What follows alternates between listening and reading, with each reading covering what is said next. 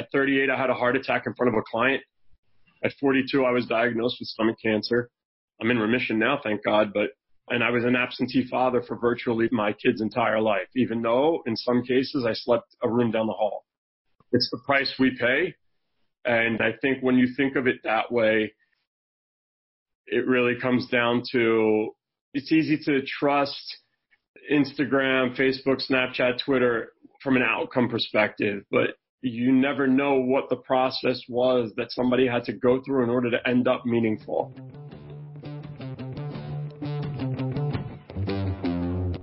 You're listening to Donnie Success Champions, where I believe everybody is on a journey. Life is all about the stories you can tell and teach later. You're going to hear the stories of people who have overcome hardships, failures in life to find success along their journey.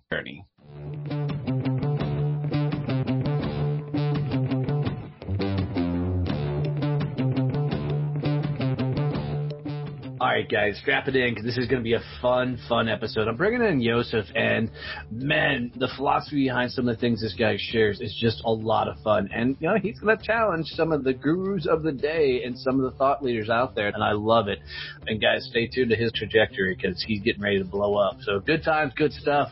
Enjoy this one.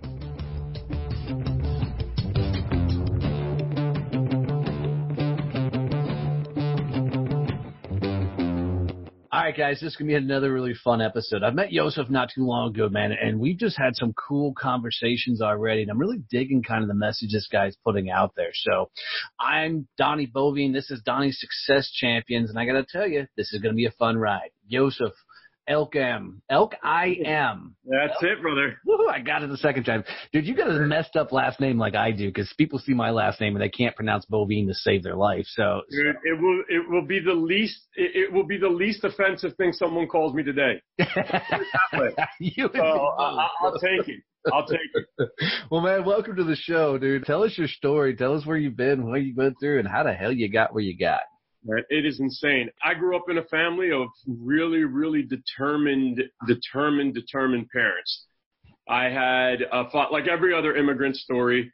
I have a father that came here, very few dollars in his pocket, came here for the American dream, wanted to do something better for himself and what potentially looked like what could have been his family at that time. I make the joke that a large part of that comes from, you know, when he got to Customs and Border Protection, they said, "What's your business in this country?" He's like, "I'm here to, you know, for the American dream." And they told him, "Look, dude, we don't do that anymore." You know, and look, he just came with a real high sense of tenacity. In a lot of ways, he's old school. He ran his house very, very old school. He was in the Israeli army. He did really, really well there. And he ran things really tight ship, man, high and tight. You know, so we all grew up in a house that had a really solid work ethic. The problem is that with any immigrant family, you come into the discussion thinking, listen, you're either a doctor, a lawyer, or a failure. Mm-hmm. And, you know, when you come into a situation like that, you know, you're basically walking in with odds stacked against you. How do you come out the other side unscathed, or how do you come out a better person for it? The only way that happens is you become defined by what you're willing to suffer for. Mm. And for me, I fell in love with being able, I fell in love with the process. Whatever that process was, I fell in love with that. Like I became enamored by dismantling, deconstructing, disassembling how things got put together. I went into consulting. I fell in love with the process of deconstructing businesses. We looked at the businesses that were the most successful businesses in the world. We serviced them. We worked for them. We solved problems for them. We advised them. And I just became enamored with that. And I kept doing that, so much so to the point where later on, I had done a talk at the Pentagon. And I was tapped on the shoulder by three dudes who were in they look like every extra in Men in Black. You know, the guys who actually come in and clean stuff up, they look like that. One guy had like a squiggly wire hanging out of his ear, scared the piss out of me. He's like, "Listen, we got to have a conversation." I said, okay. He's like, "Someone from our executive leadership wants to talk to you." I'm like, "This is the government. You guys don't have executive leadership." Like, you know, pulls me into a back room. I meet at the E branch of the Pentagon, and I met Robert Gates. And he said, I was in the audience for your talk, and I feel like you have a point of view that's really meaningful and how you connect public sector and private sector. I think that's something that we want to consider as an external consult. And we did it. It ended up being the pivotal position in my life. I ended up soon after, I stayed on in my consulting company. I was a partner in that firm. It eventually got sold off. I went to go work for the federal government, a 3-letter agency. It was probably the most mind-altering experience of my life.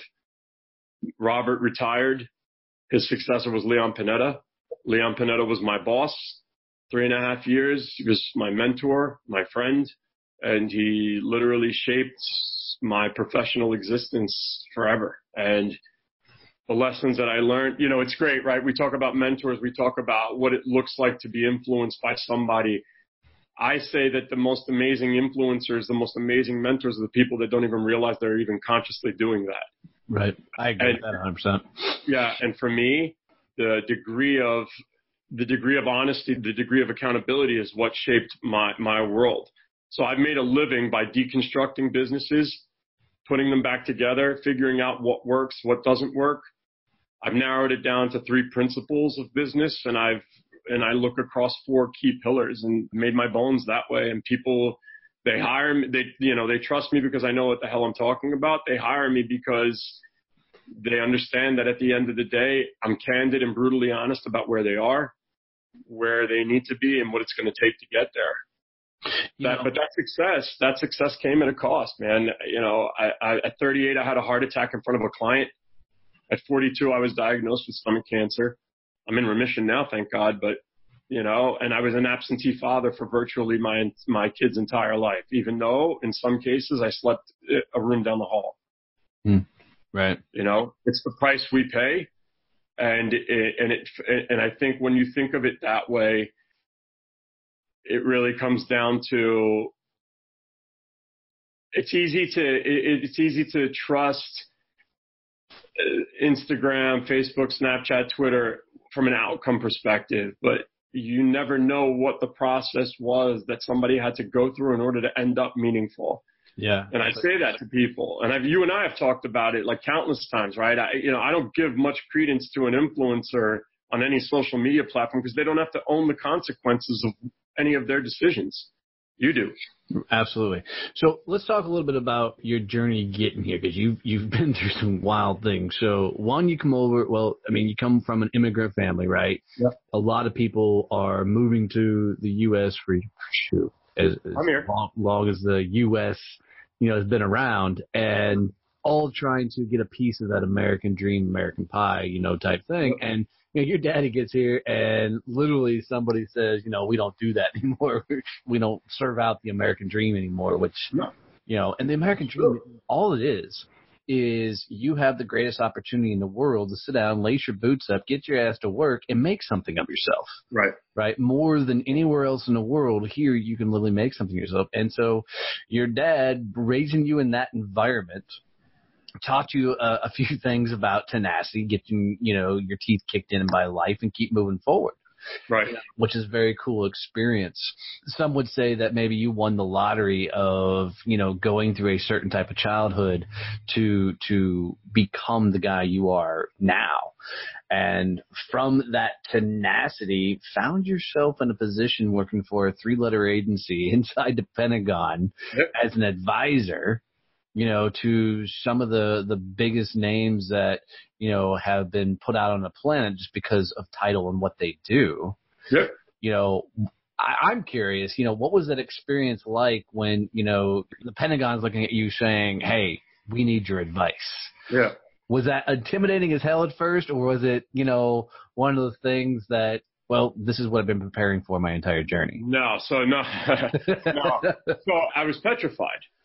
I mean, on day one, when I got that job, I remember it clear as day, and it's something I'll never forget the rest of my life. On day one, when I got the job, Leon introduced himself, and I got a chance to meet him. And again, mind you, from a guy who grew up in an Orthodox Jewish family, having worked in private sector, here's a guy who's been 50 years in public service about to tell me the secret to life. I'm like, okay, I'm calling BS on you, brother. Because what the hell do you know about my life? How do you know about private sector? You've been a civil servant for probably your entire career. What are you going to teach me? Right? I came in with this private sector. What do you know about, Right. He says to me, listen, Joe. I said, it's Yosef. He's like, no, it's Joe. I said, okay. And he says, I'm going to give you 6 rules. You follow these 6 rules. I don't care if it's professionally, personally, spiritually, mentally, psychologically. This is it. I said, okay, I'm game. He says, rule 1, don't be a jerk. That guy's hysterical in college. He's a loser in life. Don't be him. I'm like, all right, I could get behind that. Right. He says, rule 2, don't tell me about problems that I have unless you can propose at least 2 very concrete solutions, because guess what? You wouldn't be here if I didn't already know that I had those problems. I'm like, okay, I'm trying to figure out where this is going. Is this like a precursor to him dropping me on my unemployment right outside kind of thing? And then the next thing he says, rule 3 is if you don't have a seat at the table, you might be what's for dinner. And I looked at him and I'm like, what does that mean? He says, always make sure that for whatever you do for the rest of your life, whether it be marriage, business, make sure someone is dependent upon your expertise, because the day you become obsolete, you'll spend the rest of your life looking for that and searching for that relevance, and you'll never find it. Mm. He says, rule 4, never question your wife's decisions because you were one of them. I'm like, okay. This is crazy stuff, man. And I'm thinking to myself, in the moment, how do you internalize something like this from a guy who's really Italian, has the beads, right, prays with the beads 3 times a day? It's just, he's a really concrete, rock solid guy. He's like, rule 5, it's impressive to speak multiple languages, learn as many as you can. I'm like, okay. He's like, you know what's more impressive? I said, no, what's that? He's like, to know how to shut the hell up in every language. I'm like, and he says, he quotes the Bible. He says, there's a commentary on the Bible. You know why people have 2 ears and 1 mouth? Because you should probably be doing double the listening and half the talking. I was like, okay. But what he really, and all of this was leading up to, his 6th one, which was, you're going to get an opportunity to be cocky. You're going to get an opportunity to boast. You're going to get an opportunity to be arrogant. And rightfully so, you've earned it. But here's the problem. Life is like a game of chess. At the end of a game of chess, even the pawns and the king all end up in the same brown box. Mm. Don't be that, if you do anything for the sake of getting a pat on the back, don't do it. That's not the upside. And I've used that to govern my life. If you hear anyone who's ever talked to me, they'll always tell you, I go out of my way to say how humbled I am. And I live in a perpetual, you know this firsthand. I'm always the person to turn around and say, you know what, I'm humbled to be on the show. I'm humbled by this, because let's face it, nobody owes me a damn thing. I haven't, in some cases, Cher Jones was a friend of mine who does branding and marketing. She's a great person. And she's told me, countless times, you haven't been afforded permission. You haven't earned your right to be there. And what I've come to learn from that is, you know what? That's true. I haven't. But what I have learned is that I'm constantly under construction. Mm. And I love that aspect of my life. Because, Donnie is a guy who came from a totally different segment. I can't even begin to contemplate what it is that you could teach me. Simply because your world has only been seen through your lens. I have no clue what it is that you could bring to my life. And the day that I realized that I'm constantly under construction, I became a sucker. I'm a sucker for what people tell themselves about themselves. Mm. And that for me is a perpetual learning experience, which affords me the opportunity to be objective, honest, candid. And in some cases, I'm not in the rose-giving business. I'm in the reality check business, and that's not always sexy. Trust me, even as working with my clients and the conversations I get into, nobody's going to ever suggest that your and my style is going to be this candy-coated, let's put sunshine and rainbows up your ass and Right. see if we can figure something out. So you've had a couple of powerhouse mentors along your journey that helped shape and mold you into what you've become. And, you know, I would tell you that a lot of people are in search of a hard mentor. They're in search for somebody that can show them the ropes. It sounds like, I mean, you found your mentor through here working your ass off, learning along the way, learning that you're, you know, always learning and being, you know, taught something along the journey. How has that continued to shape your mission in life by embracing, you know, what you've been taught throughout that time? I'm going to give you the best answer I can. And this is like, you know, it's a talk that I do, you know, when I get brought in for keynotes and stuff like that. And I say, how do you spell success? REGRET. And people laugh. They're like, dude, that's not success. I said, let me explain.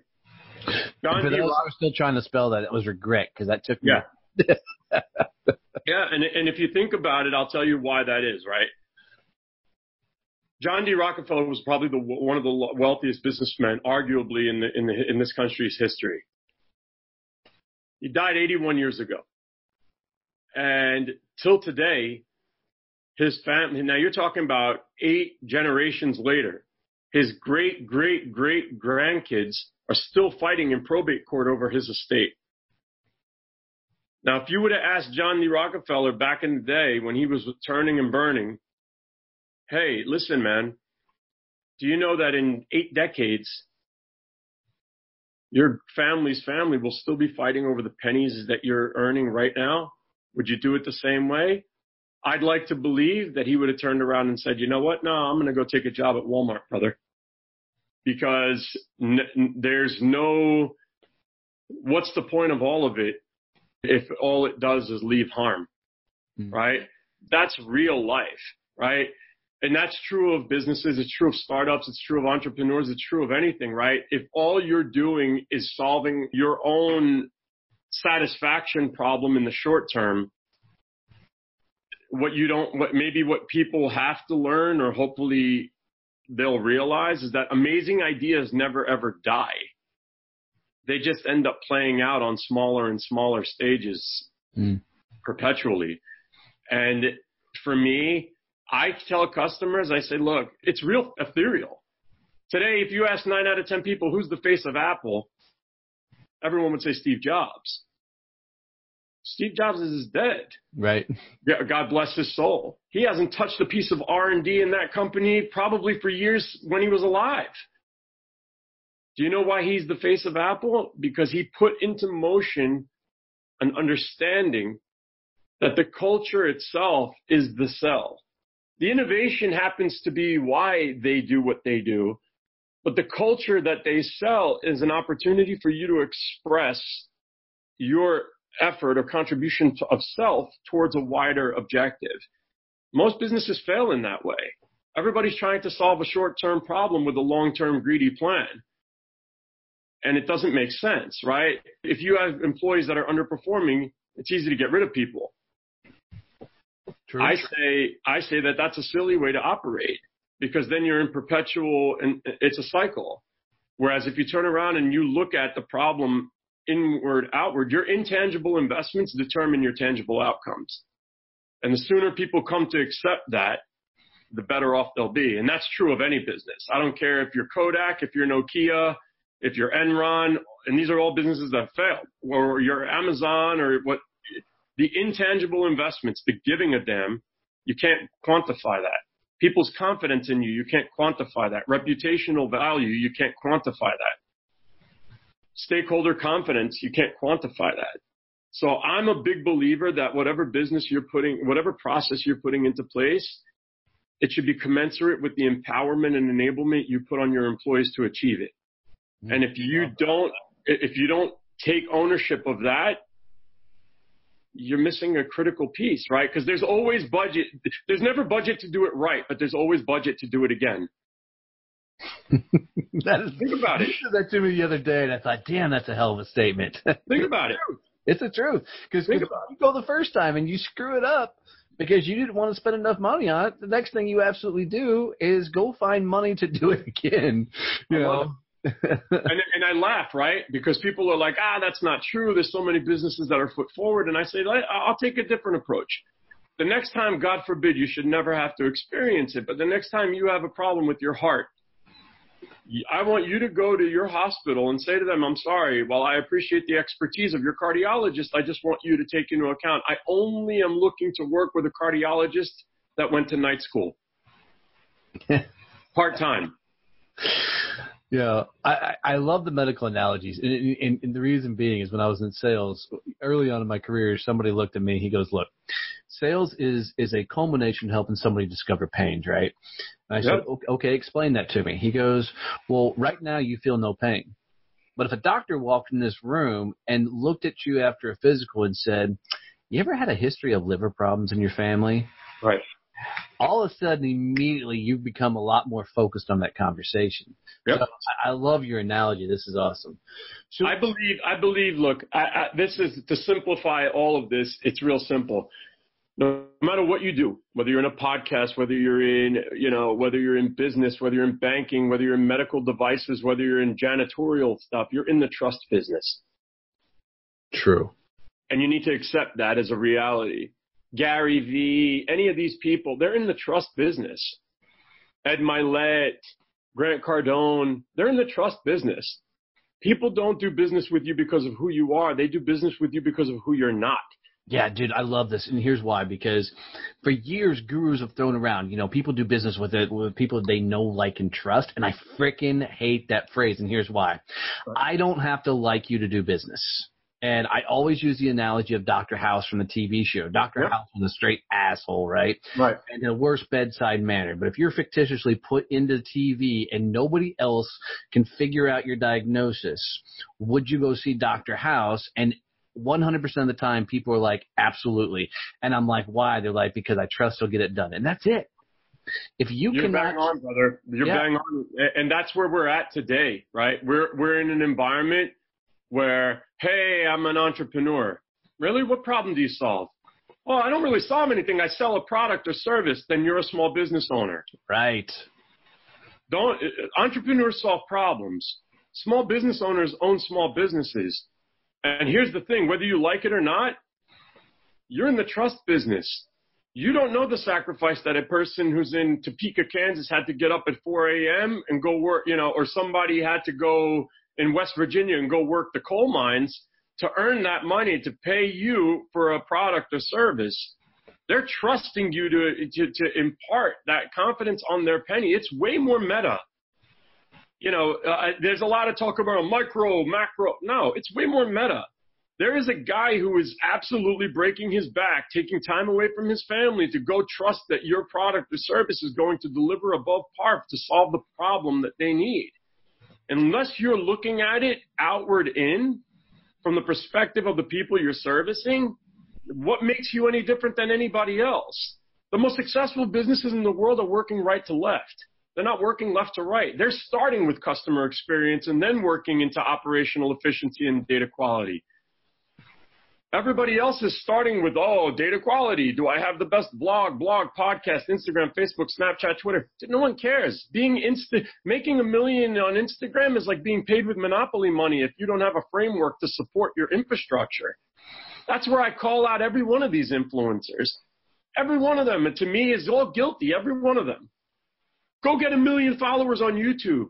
Okay, now that I have 1 million followers on YouTube, now I'm going to monetize it. What's the structure, the framework that I put in place to ensure that I'm not just a flash in a pan? These are opportunities to give people framework and structure. And guess what? My friend, who I love to death, Ron Malhotra. You should know his name. If you don't, you should absolutely. I'm more than happy to make the introduction. Is in Australia, brilliant guy. Ron Malhotra is his name, and he will be the first one to tell you. And he lives thousands of miles away from me. And dude, we are like this in sync. There is no version of this at all that doesn't require you to appreciate outcome-based opportunities, because every one of those guys is given a platform and not sharing what is fundamentally needed versus what comes in by way of optics is an epic, epic, epic fail. It's a fail of a missed opportunity. It's a fail to impart real wisdom. It's a fail to share real knowledge. And it's a fail overall because guess what? All the tech in the world won't fix your problem. All the innovation in the world won't fix your problem. All the business ideas and go-to-market strategies in the world, as new as they may be, will not fix your problem. Because while you might be new, or your go-to-market strategy might be new, here's the facts.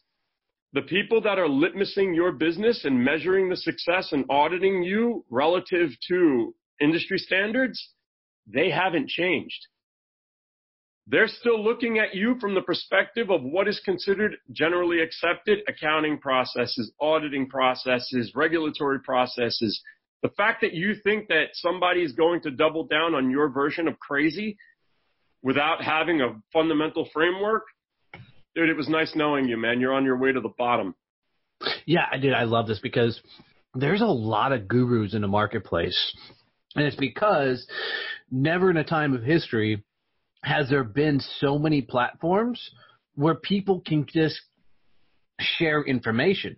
I don't remember who said it, but somebody was like, back in the day, to become a quote-unquote influencer, you had to go through a process and go through Oprah's, team to get on the show and get on the couch to get that exposure. Nowadays, you just got to have a computer and a camera or your phone, and you can become an influencer. And I love what you're saying because most of these guys don't share the tactics. This is brilliant. Tell us more. Dude, I suffered so many losses. So many losses. I've had ideas that I've come up with that have absolutely fallen on their face. And you know what? The idea that any of the people that you follow haven't experienced the same thing is asinine. And as many times as they'll talk about all their wins, they have double as many losses. And if they don't, then they just haven't come to terms with what reality looks like to them. Dude, every one of us is in constant and perpetual state of construction. This road to success is not paved in gold.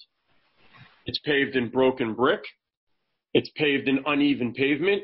It's paved in roots coming out of the ground. And you know what? You got to be willing to weather that storm in order to get to the outcome. I call it the Kylie Jenner syndrome. I have a person who contacted me who says, I'm 28. She's 28. She's worth $900 million. Why the hell aren't I? And I said, that's a great question.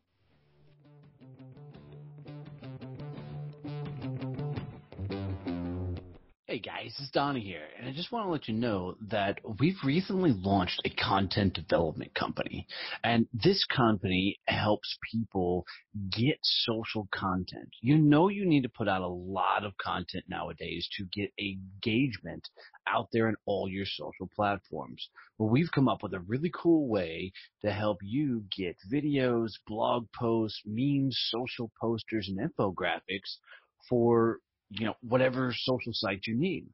So check us out at successchamps.us and learn more about how you can get social content for your social media. Support for this podcast comes from Point Blank Safety Services and Blue Family Fund. Blue Family Fund, helping dependents of law enforcement families on their journeys.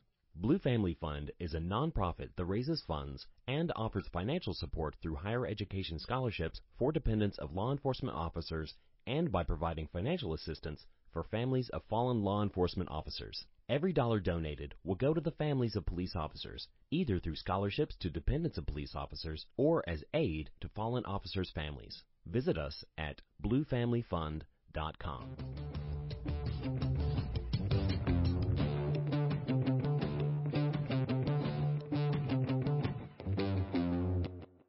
The assumption that you should be is based on the idea that both of you started in the exact same place, overcame the exact same challenges in the exact same way to effectively achieve the exact same goals. You know what's delusional about that? That's right. Everything. Yeah.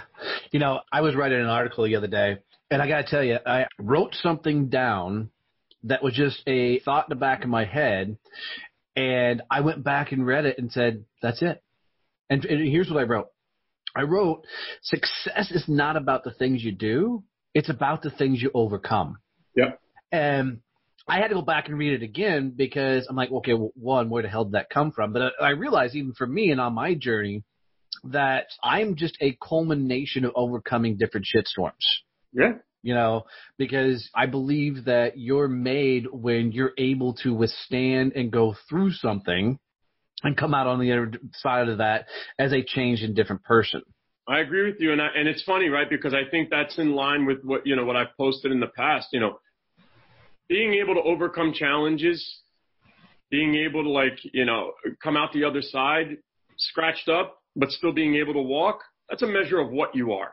My philosophy is in line with yours with maybe one deviation, right?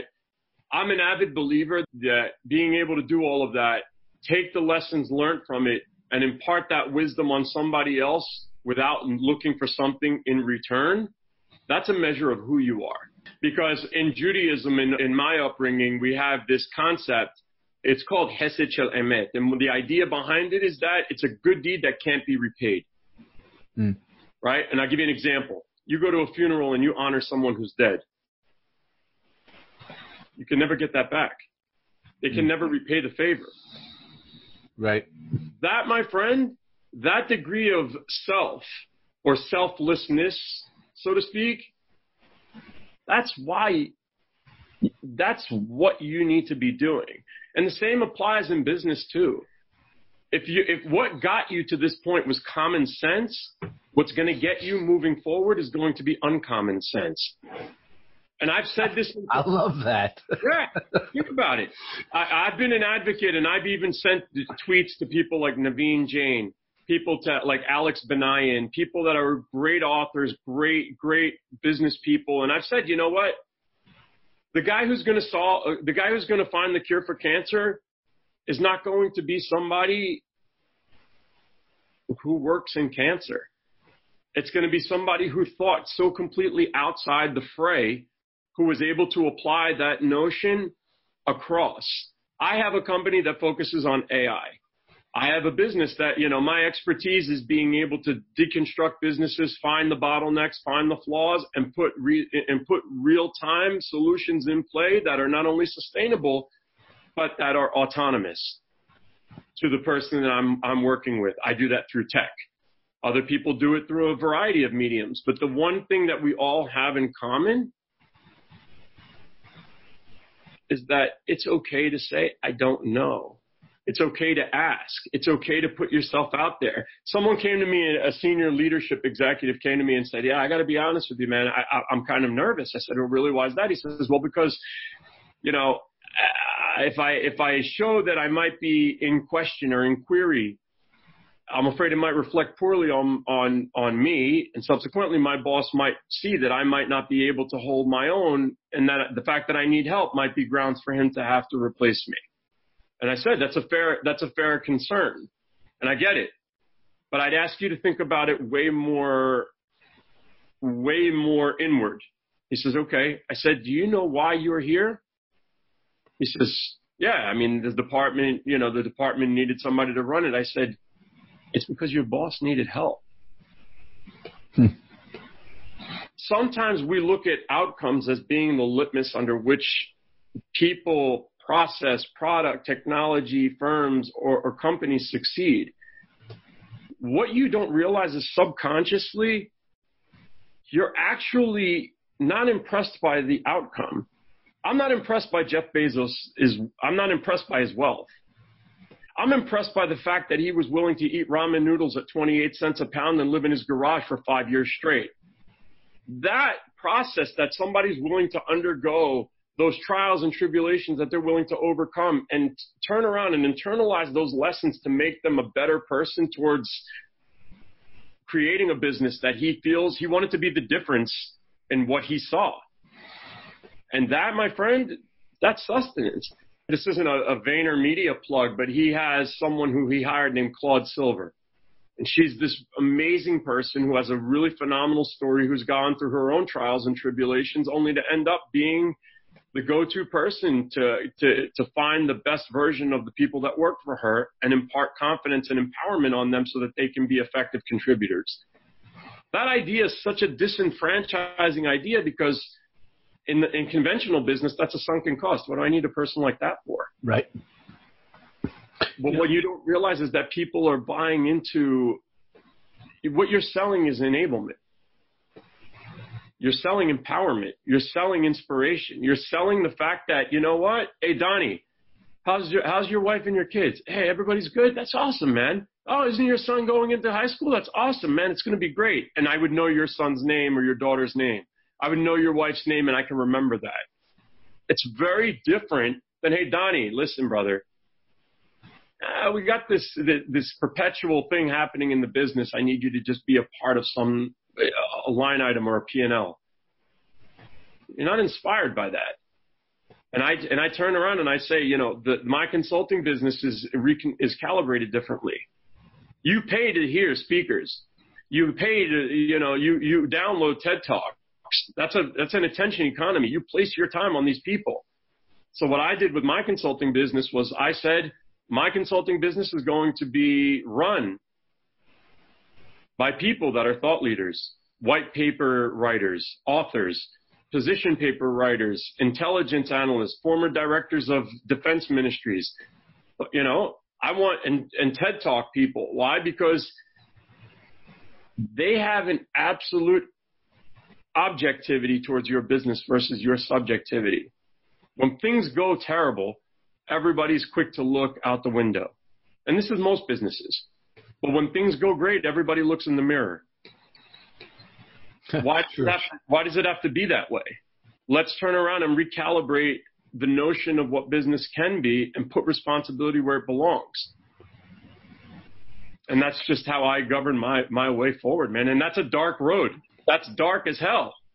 Yeah, but in my opinion, a lot of truth in that. I mean, one of the things that I absolutely agree with and love is the whole thought process. The person that's going to cure cancer is not in cancer right now. I mean, they're not part of the clinical trials and all that stuff.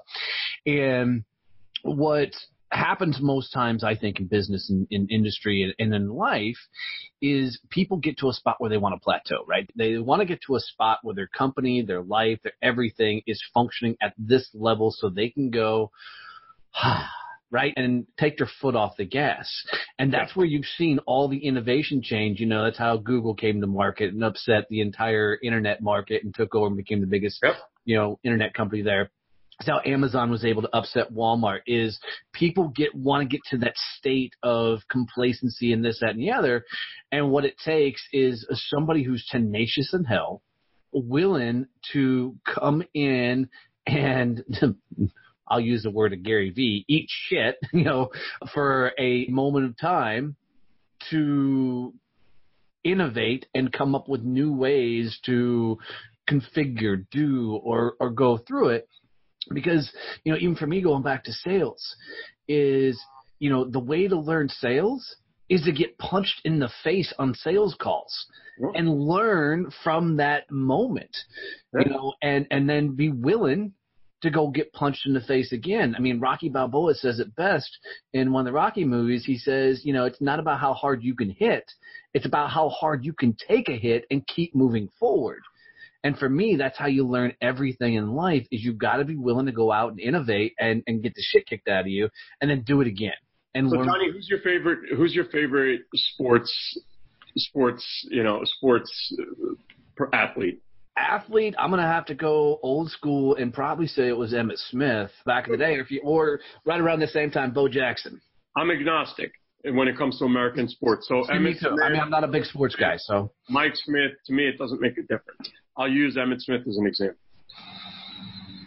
Emmitt Smith is arguably one of the best in his field, right? Yep.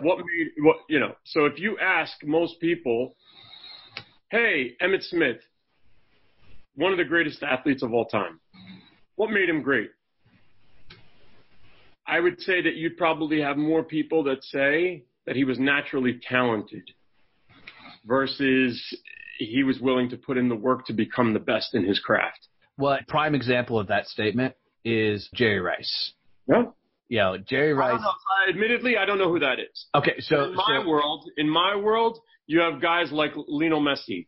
You have guys like Cristiano Ronaldo. You have guys like Neymar. You have Diego Maradona. You have Pele. I follow European football if you haven't picked up on these names. But like someone once asked, what made Pele so amazing as a football player? And the answer that I've said, and I've heard other people reiterate this point in their own talks, which I'm humbled by because I think it's such a great lesson. 8 out of 10 people will turn around and say, what made Pele great was that he was naturally talented, versus that the fact that he spent countless hours practicing with absolutely no end in sight. You know why most people would defer to the former? Because it relinquishes their responsibility to have to meet that amount of work face on. Absolutely. It's easy for me to turn around and say Donnie is the cat's meow because Donnie is just naturally talented. Look how he's navigating the podcast, man. What people don't realize is that who knows what you had to go through to get to a point where you're now podcasting. I'm a big believer, and Marcus Lemonis says it also. I'm a big avid believer. Peter Drucker. I mean, there's so many. Carl Icahn. This is not. It's an unforgiving mirror. The mirror of success, dude, is magnifying at 200x. So all the blemishes you could get away with on your phone's camera, the mirror of success highlights at 200x. So that zit that you thought you were going to bypass, dude, that's front and center. And you know what's great about it? Because if you don't love the process and you don't trust the process, all the results, dude, are just line items. They don't matter.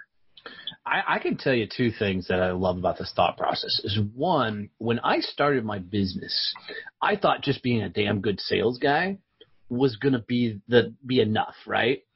I had no idea that I'd spent my entire 20 years in the business corporate world, if you will, as an employee, right? In an employee mindset.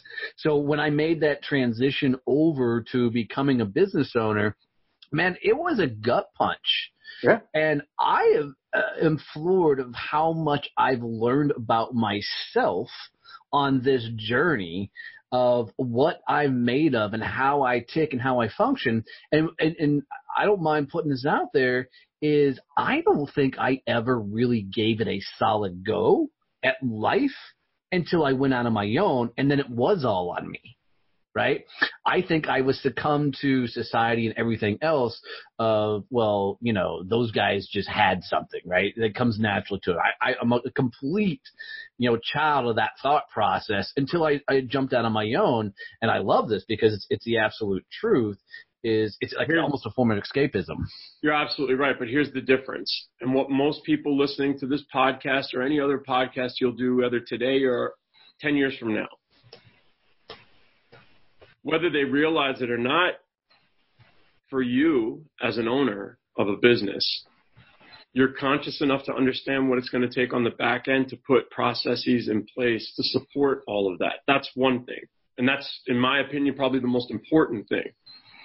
But from a mindset perspective, and you could tell me I'm out of line, but I don't think I am, for you, every day is day one. Yeah, no, that is absolutely the truth. When you think about the fact that you get to do this with the same enthusiasm on day 525 as you did on day one, it's no longer a job. Yeah. Well, and here's an interesting thought process. My 20 years in sales, I really believe, looking back and looking at those years, was year one repeated over and over and over again. And what I mean by that is there wasn't a lot of growth. There wasn't a lot of expanding because I didn't have to, right? There was a set plan, set behavior, set things. This is how you got to a certain financial level, right? Follow that plan, get there. It wasn't until I jumped out on my own. I love this. Yes, every day is day one because every day I get that shot to shape my company, shape the vision, shape what I'm doing, and have a lot of fun and impacting lives, whether through the podcast, coaching, speaking, whatever. Right. It's become an adventure. I still don't know what the hell I'm doing, but it's an adventure every freaking day to figure it out. But it becomes your option to figure it out. Yes. See, when you think about how do you quantify quality of life? How do you quantify loving what you do and feeling good about it, and also knowing that you have a process or a framework in place to ensure that you can continue to do it? It's unquantifiable. Mm-hmm. I mean, don't get me wrong. There are people that are willing to work for other people, and hey, that's great. But I think that you just reaffirmed, whether inadvertently or deliberately, I think you just reaffirmed the critical point that I made earlier, and that is that what got 9 out of 10 people to this point was it's common sense mindset. But if you want to move forward, it's going to take uncommon sense. Like, I keep hearing from people around AI, hey, if you're in AI, hey, you do AI, hey, you have a point of view on tech, hey, you're reg tech, fintech. Aren't you afraid that people are going to become obsolete? I said, to me, it's a little more linear than that. If you know it's coming and it's an inevitable conclusion, what are you doing to enhance your value within the context of that? Mm. Don't look at it as, I'm going to be replaced by. Look at it as, that's just another tool I'm going to have to be able to look at how to define a problem or how to fix a problem. If you're not willing to invest in your own knowledge and your own domain expertise, why would someone else? Mm. Love that. And that comes both ways, whether you're the business owner or whether you're the client. If they're not willing to invest in themselves, why should you? And that, my friend, comes down to an understanding of the value outward in and inward out against people, process, product, and technology. We're constantly under construction, man. Anyone who tells you, I've gotten there, nonsense. It's nonsense. It's just absolute rubbish. Because the reality is that, the day you became complacent, it's like the theory of sharks. And I talk to branding people and marketing people all the time about it. And I'm like, you guys don't realize it's such a pivotal position that you guys are in. Because the worst thing that can happen is if you guys Shark Tank somebody. They're like, I'm sorry, what? I said, Shark Tank somebody. They said, what do you mean? I said, imagine you guys put together a campaign and you guys create one of the most meaningful go-to-market strategies, and absolutely you have customers lining up at the door wanting to do business with your influencer, with your entrepreneur, with your small business. The worst thing that can happen without a framework on the back end was that win. Think about it. It's like Shark Tank. What people don't realize is that 84.4% of the businesses that actually get deals on Shark Tank fail because they didn't have the process in place to make sure that they were ready for that windfall of attention. That's how I see the social media element. It's great to have influencers. It's great to have all of that attention. But being a millionaire on Instagram is like being rich in Monopoly money. Absolutely. I love this. Dude, this has been one hell of a talk. I've actually really enjoyed this, man. Likewise. I love it when people are challenging the status quo. That's just a lot of damn fun. Yeah. It's something I can just totally get into. Man, how do people find you? How do they reach out to you? How do they get in touch with you, connect with you? It's so crazy because, like I said, I live in constant humility. I was talking to my wife recently about this, and I said, I've just gotten an opportunity to start contributing for the Wall Street Journal. I just got an opportunity to write an op-ed for the New York Times. I'm in conversations with 3 or 4 media outlets to become a recurring on-air analyst. I mean, it's just crazy. The book is now coming out. There's a potential spot that's going to be positioned on Bill Maher. Like, it's just, this has all happened at me, and I take every day with a grain of salt. But to answer your question, I'm still in love with that connection. Mm. So I'm still in love, I'm fairly responsive. I'm always on LinkedIn, or I have someone from my team that's willing to respond to something. And hey, I'm never, I find that one of the biggest problems with being somebody on an uptick or on a trajectory is that they become completely unavailable. I think that's crazy. I reported into the Secretary of Defense, and I've even briefed the Vice President. They were never too busy to take a 2-minute call. So what in the hell it is that you're doing that makes you so busy that you can't pick up the phone for 2 minutes, or at least send a text and say, hey, I acknowledge that you reached out? Maybe it's less indicative of of what someone's effort is to reach you versus your effort to meet that halfway. So LinkedIn is a great method for me. The website is in development. I'm working with somebody who I'm really excited about, somebody who's done really cool things, and they have a great podcast too. I'm going to keep that on the low for now, but that's going to be coming out. There's 2 campaigns that are going to be coming out. The web show is going to be starting up. The web show is going to be called Business Deconstructed, where I look at some of the greatest businesses that we do business with today, and I dissect and deconstruct what made them great and convert those into simplified call to actions and real takeaways that no matter where you are in your process, you could either take as lessons learned or best practices. So, I mean, I'm very, very accessible through LinkedIn. I'm really, really comfortable responding back to people. And you know what? My message doesn't resonate with everybody. And I've come to be okay with that too, So, awesome. I mean, yeah, I mean, they can get in touch with you, and you in turn can get in touch with you, whatever you think is best, but they'll find that I'm easygoing that way. I love it. Well, brother, we're going to wrap this up. We're stacked up against it, man. Here's how I like to end every show. I do stump some people on this, so stand by. If you could leave the champions who listen to this show with a quote, a phrase, a mantra, a saying, something they can take with them on their journey, especially if they're stacked up against it and going through it, what would be that quote or phrase you would say? Remember this. I was in Bagram with Special Operation Forces, and I had a 4-star turn to me and say the following thing. He says, let me tell you something. And this is what I tell a lot of people, and I think it was meaningful to me, and hopefully it resonates. 2 things. The first thing is, you would be shocked at what people who you trust and respect, you would be shocked at the decisions those people make when they think that they have no other option. That's number 1. Number 2, on the back end of that, it's a situation wherein if you're doing everything for everyone else's accolade, you've already lost. Very true. Brother, that's awesome, man. I love it. I've really enjoyed having you on here, man. Thanks for imparting your wisdom on my people, man. I'm unworthy, my friend. I know the kind of people you've had on this show. I'm humbled to be part of that collective.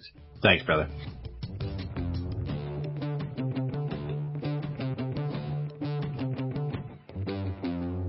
Thanks for listening to Donnie Success Champions podcast. If you'd like to hear more about our current guest today, or if you'd like to hear stories from our other guests on the show, come hang out with us on our website at successchancepodcast.com. I really appreciate you tuning in. If you need to reach out to me for any reason, you can catch me at Donnie@DonnieBoivin.com.